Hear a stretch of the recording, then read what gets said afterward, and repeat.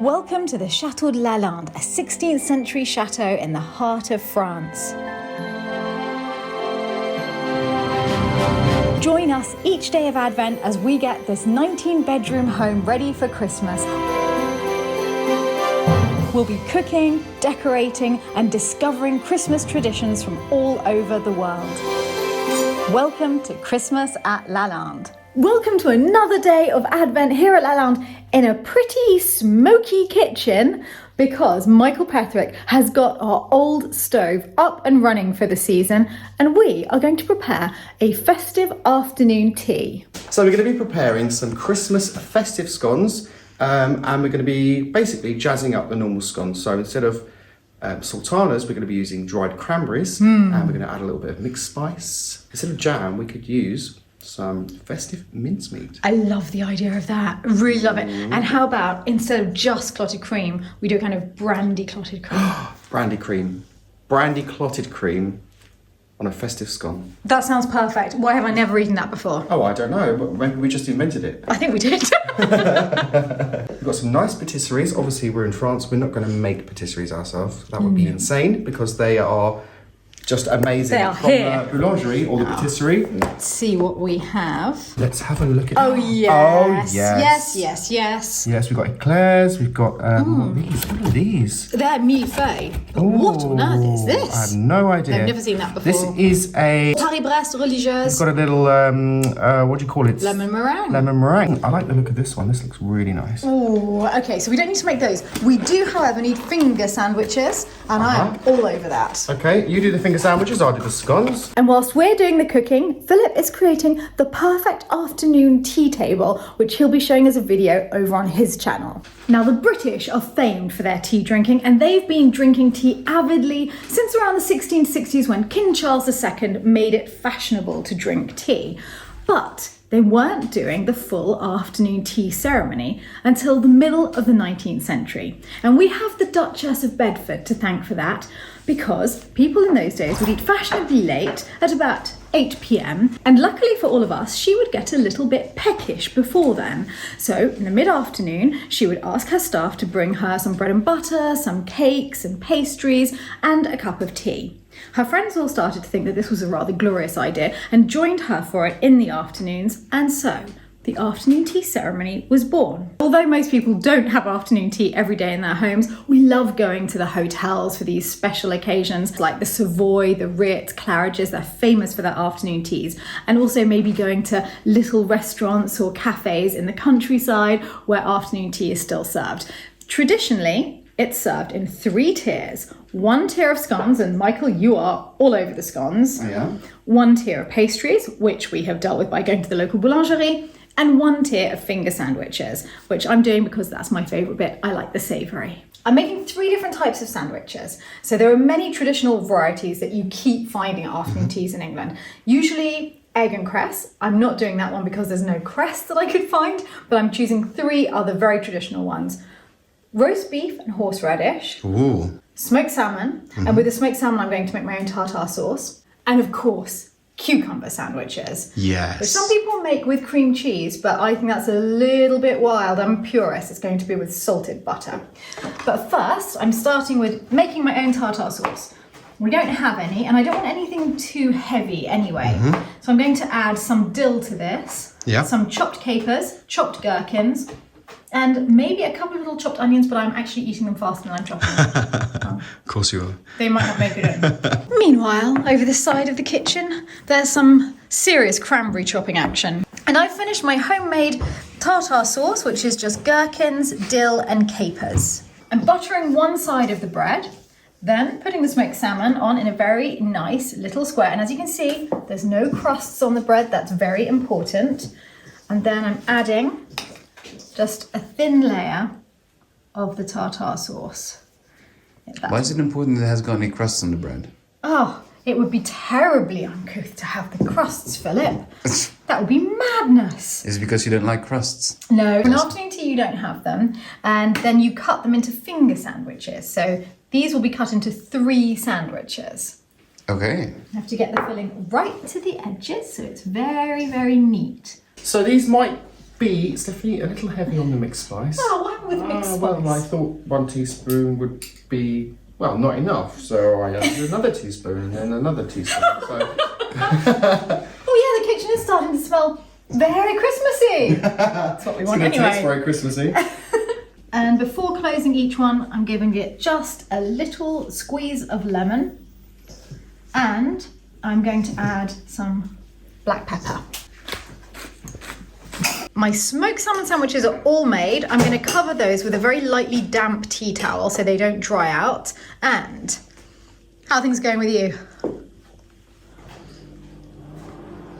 No, I have no idea what I'm doing because I've never done this before, but it says mix lemon juice with milk and microwave it until it's warm. That's what I do to make buttermilk. Well, Does it to have work? something similar to buttermilk. It works really well. Okay. Yeah, it'll be good. You're just curdling it very lightly. So, Stephanie Jarvis, I think we may have just invented a new thing. The Christmas scone. Because I just tasted this mixture and it is amazing.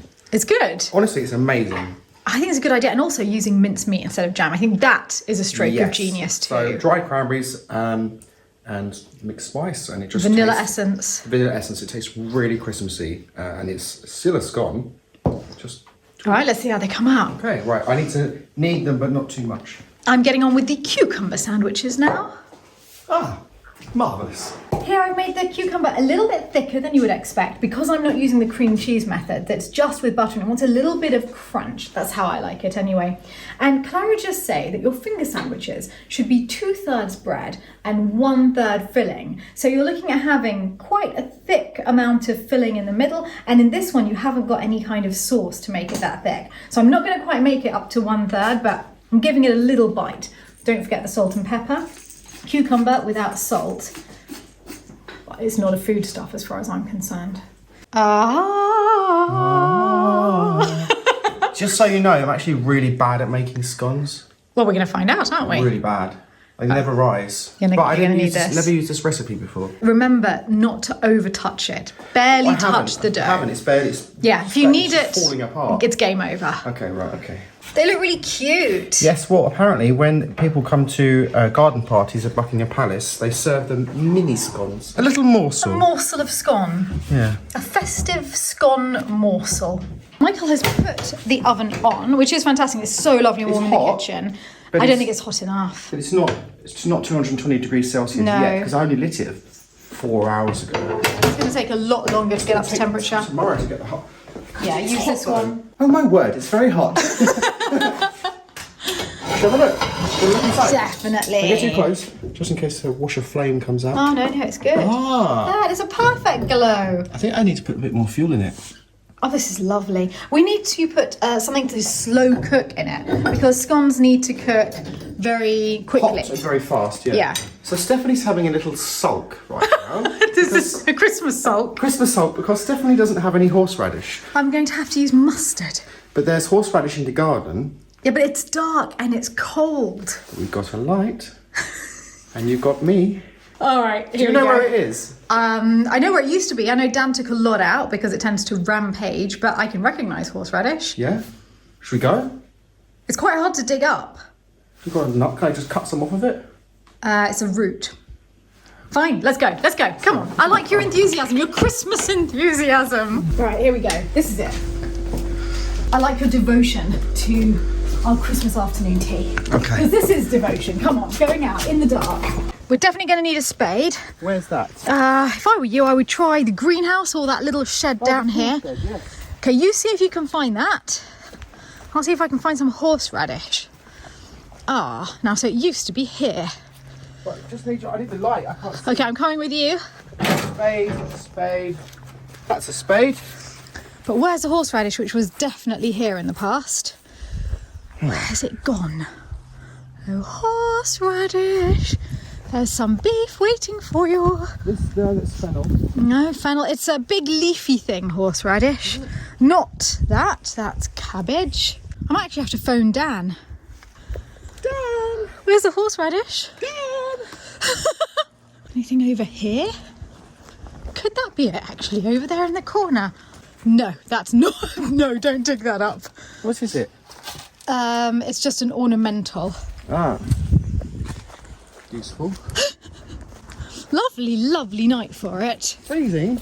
Absolutely freezing. What's this? That's the rhubarb bed. Right, I don't want that.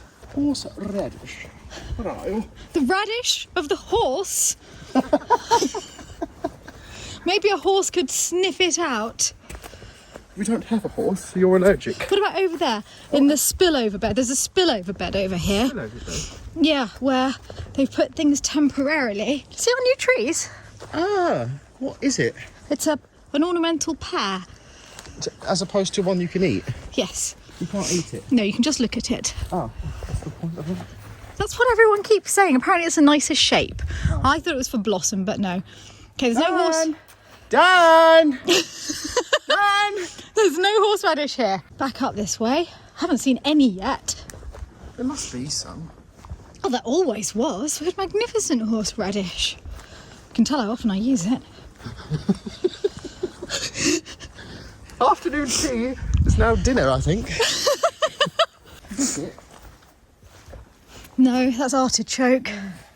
Call Dan. I gave in and phoned Dan, and it's exactly the first bit of the garden we looked in that has no leaves. Daniel says that's because it's winter and that the roots are there under the soil anyway. So now we're just digging in just plain dirt. We're digging blind. Well, is it here? He said there, he said right next to this little trailer. Oh, what's that? Horseradish? Oh, I think so. Treasure? Oh, I think you got a bit. I think that might be horseradish. Well, I think that's it. Is it a white root when you break? Yep, that's it. You got it. We've got enough here. Are you serious? That was a big adventure. I can't believe it was exactly where we stared in the first place. We had leftover roast beef, so I've thinly sliced it. And then we're having just a tiny little bit of English mustard on the other side. There's lots of butter underneath it. And then I'm taking the horseradish and just gently grating it over the top. There we go. And we don't need more than that because we've just discovered that a little bit goes a very long way. It's very strong, yes. There we go. And that's our final type of sandwich. And I've got to cut them all into finger sandwiches now. Oh, I've got the plates here. Great. Okay, let's get going. Okay, perfect. There's our first plate of finger sandwiches. That's going to go on the tier. It's all coming together now suddenly at the last minute. It's all coming clear now. The scones are looking good. Philip, it is beautiful. Thank you. I had help from Sabina. It looks really good. Wow, we made a lot of food. Yes, which is good because that means that I didn't have to put any flowers on the table. It's too cold to go outside flowers, though. No, I went outside for flowers, but there were none. Oh, well, we went out for horseradish. Oh. And there was some. I could have put that on the table. Beef and horseradish sandwiches. Okay, let's call everyone in. Good. We have pink champagne and we have tea. Right, come on, Stephanie Jarvis. Okay. Show me how you prepare a Christmas scone. So usually I'm a bit of a jam first sort of person, even though I think it's supposed to be the other way around. But I quite like jam first. But in this case, I'm going to start with clotted cream. For those of you who've really never had a scone, it turns out there are some people at this table that haven't. In England, we break them apart with our hands like this, and then slather on your jam or clotted cream, depending on which you like one's first. Cornish. And one's Devon. And one's Devonshire. Yes. Yeah. I think I need a bit more than that, don't I? That's not quite enough. You do need quite a lot of cream. And then, because this is a little bit drier, rather than it being a jam, I can stick it onto the cream. I see. That's why there's method in the madness. Boom. Here, do you want that half? I'll make another half. on then, on. The scones themselves are amazing. So adding mixed spice, raisins and dried cranberries turns out is a bit of a triumph with the scone. Try it? Yeah. Cheers. Merry Advent. Merry Advent. Wow. That might even be better than a mince pie. And no Brit says that lightly. Seriously. That might be better than a mince pie. That is. I think we've discovered something here today. Bit of an emotional moment. Merry Advent! Merry Advent, yes. Merry Advent, everyone! Cheers.